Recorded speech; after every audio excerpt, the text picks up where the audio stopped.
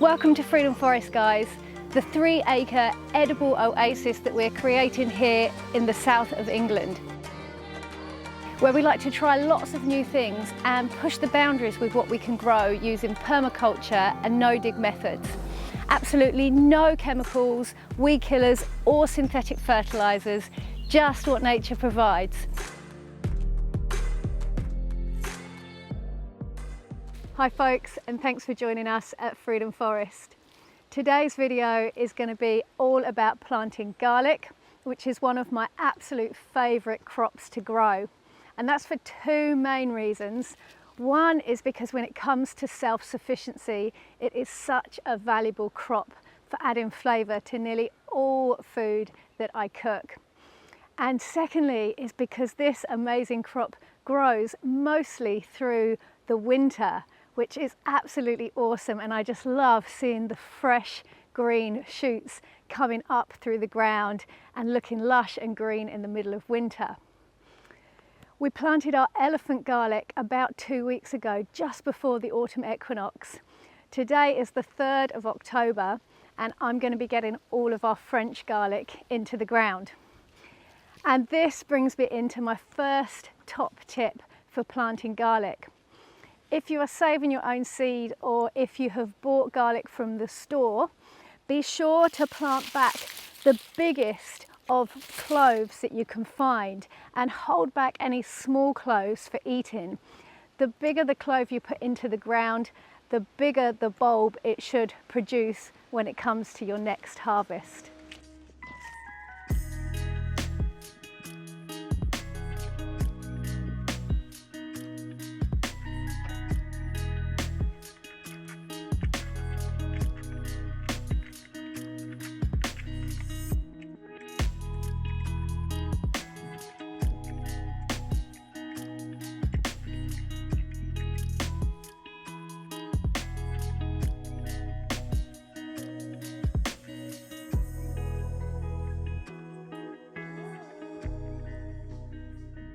We had rust on our garlic for the first time last year. And rust is when you notice an orangey coloured dust all over the leaves of your garlic or leeks or onions. And it often starts off as just little brown or orangey spots, and then as the season goes on it progresses. It's my understanding that rust is more of an environmental thing, and for us last year that was caused by a very wet season overall. And I believe there aren't many, if any, natural remedies that you can use to help combat rust. If you do know of any, however, please share them in the comments below, because that would be super useful for all of us to know. However, that being said, there are a few things that you can do to hopefully help safeguard your crop against rust. And one of the things that I'm doing this year is giving my rows of garlic a little bit more space, because that will give better airflow and hopefully limit the chances of rust a little bit more. You could also try planting some garlic in a polytunnel or greenhouse if that's an option for you. Planting tomatoes in polytunnels helps to reduce blight, so chances are it will help to reduce rust as well. Later on this month, when I plant out my salad into this polytunnel, I'm going to be planting some extra garlic between the rows of salad as well, and we're going to be trialling that this year too. And planting garlic out early is another one of the methods that I like to follow every year. Like I said earlier, today is the 3rd of October. Now you can get away with planting French garlic right through until March. Now I've never done this, but that is certainly what I've read. I favour getting the garlic in the ground as early as possible whilst the soil is still warm, and then it normally gets away and gets growing and gets nice little green sprouts on it before winter really sets in, and I think that that gives it a really good head start. And then in relation to rust, if rust does set in later in the year, chances are that your garlic is further ahead if you've planted it earlier and then you need to harvest earlier. So that is one of the methods I always like to follow.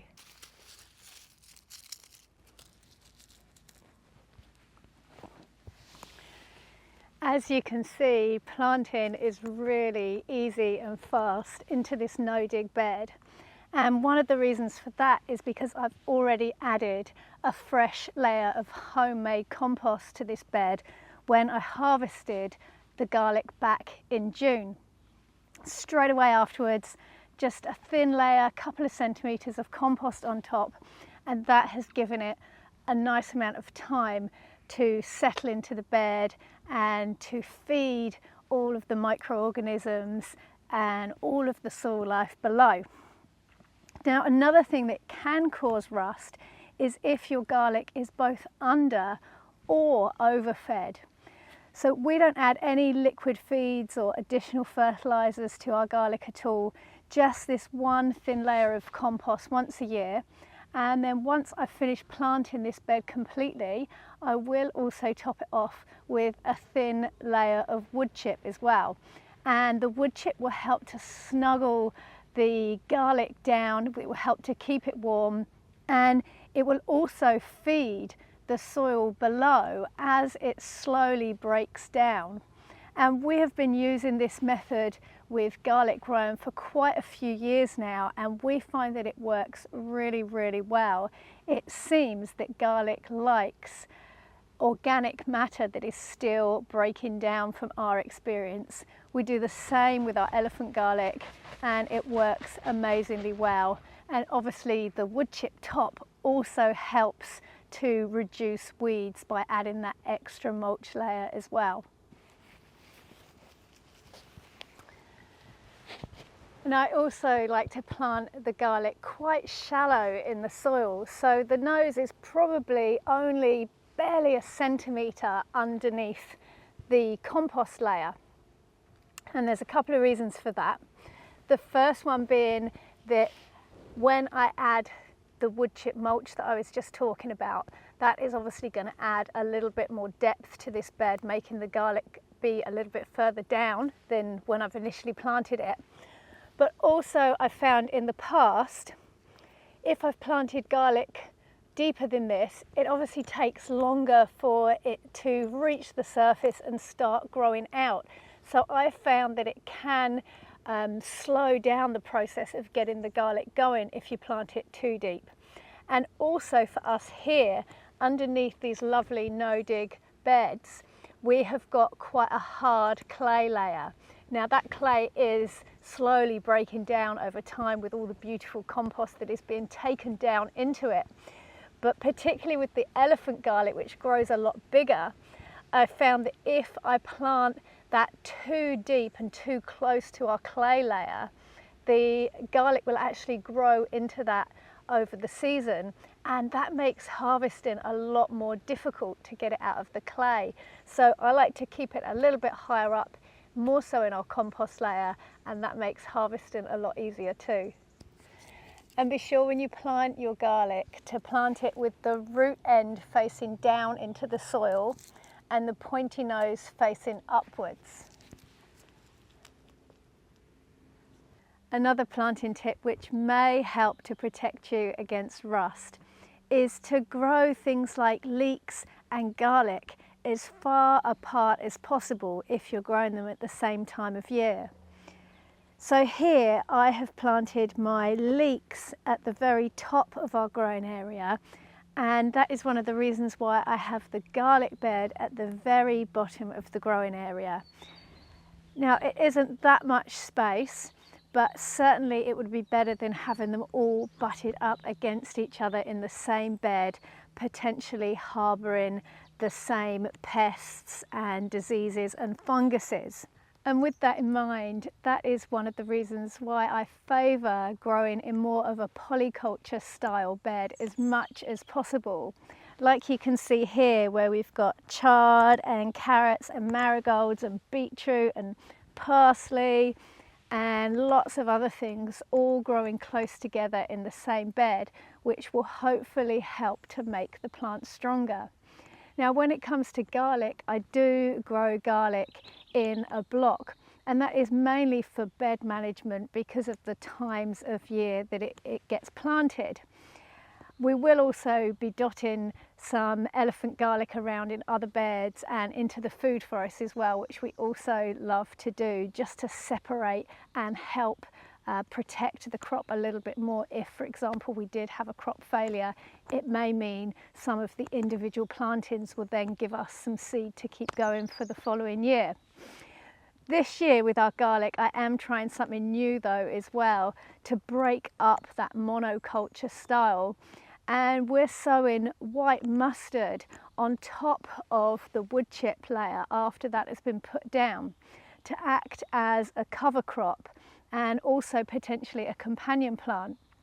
And we did it a couple of weeks ago with our elephant garlic, and much to Dan's surprise and also the traditional gardening techniques, it has worked really well, and the mustard has germinated really happily on top of the woodchip layer that we put down.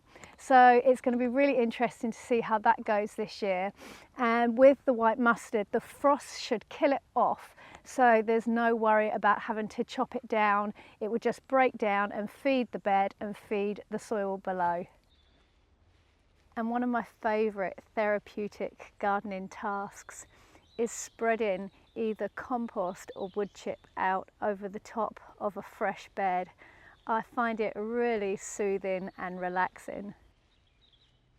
If you've enjoyed this video today and you found these garlic planting tips helpful, then please make sure to click the thumbs up button just below this video. If you've got any other questions or comments that you'd like to make, we love connecting with you guys, so please drop them below as well. Make sure you're subscribed to Freedom Forest Life if you would like to see more videos like this. And we would also massively appreciate if you could share our videos anywhere you think other people may enjoy them. And if you would like to see more on planting garlic, then check out this video here or this video here. Thank you so much for watching, guys. We really appreciate you being here with us, and we look forward to seeing you again soon. Peace and plants.